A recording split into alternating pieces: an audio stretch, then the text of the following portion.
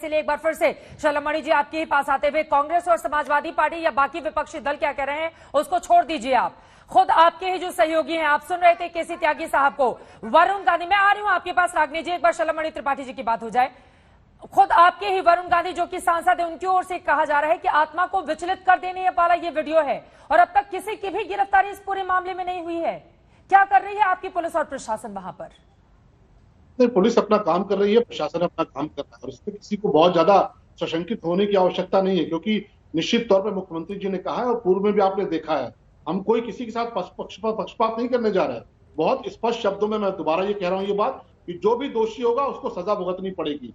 जो भी इसमें शामिल होगा, जिसने भी इस घटना में अपनी भूमिका निभाई होगी, उसको निश्चित तौर पर कानून का सामना करना पड़ेगा। लेकिन हाँ, जो लोग गिद्ध राजनीति करने आ रहे हैं उनको भी देश देख रहा है कि कैसे एक अपॉर्चुनिटी देखकर यहाँ पर राजनीति करने लोग चले आए। प्रियंका वाड्रा छत्तीसगढ़ क्यों नहीं गई, जहां पर आदिवासियों को मार दिया गया, और हमारे केसी त्यागी साहब को क्यों नहीं अंग्रेजों का शासन छत्तीसगढ़ में याद आया? प्रियंका गांधी पंजाब में क्यों नहीं गई? पंजाब में जो कुछ हो रहा है, महाराष्ट्र में किस तरह की स्थिति है, वहां पे पालघर में साधु मारे गए, क्यों नहीं प्रियंका वाड्रा राहुल गांधी चले गए? और कितने संवेदनशील है ये तो हाथरस आते वक्त इनके दिखाई दे गया था कि हाथरस में जब ये आ रहे थे तो दोनों गाड़ी के अंदर बैठ के किस तरह ठहाके लगा रहे थे। इस बार जब यहाँ पर आए हैं तब भी पूरा का पूरा इवेंट मैनेजमेंट किस तरह हुआ है ये आपने देखा कि एक तरफ झाड़ू लगाया जा रहा है, एक तरफ वीडियो जारी किया जा रहा है। अगर आप में नैतिक साहस है तो जाइए छत्तीसगढ़ में, जो आदिवासी बच्चे मारे गए, जिन पर आपकी पुलिस ने कत्लेआम किया है, नरसंहार किया है, और आप बयानों की बात करते हैं। बयान तो इस देश में एक प्रधानमंत्री ने दिया था कि जब बड़ा पेड़ गिरता है तो धरती हिलती है।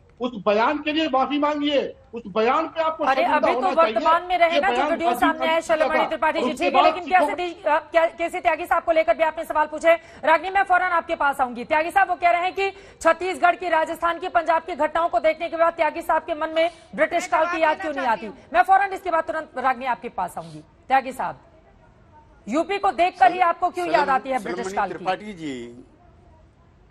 त्रिपाठी जी, मैं आपकी जानकारी बढ़ाना चाहता हूं। मैं कांग्रेस पार्टी के शासन काल में 19 महीने जेल रहा हूं। आपका मुझे पता नहीं उस समय आप कहां थे। और 22 बार कांग्रेस पार्टी के शासन काल में जेल रहा हूं, इसलिए मुझे उनके साथ मत मिलाइए। मैं चौधरी चरण सिंह, देवीलाल और महेंद्र सिंह टिकैत के साथ कांग्रेस पार्टी के शासन काल में जेल रहा हूं। मैं तो आपको मित्रवत सुझाव दे रहा हूं, कैसे आपके मंत्री के बयान से मोदी जी की भी और योगी जी की भी फज्जत करने का काम हमारे मित्र लोग कर रहे हैं।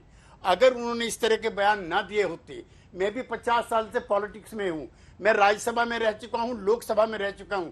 ये भाषा किसी जनप्रतिनिधि की नहीं है। I feel shame on it. अगर वो आपकी पार्टी का एमपी है, आप पूछिए, ये मवालियों की भाषा है। आप तो किसानों को मवाली कहते हो ना।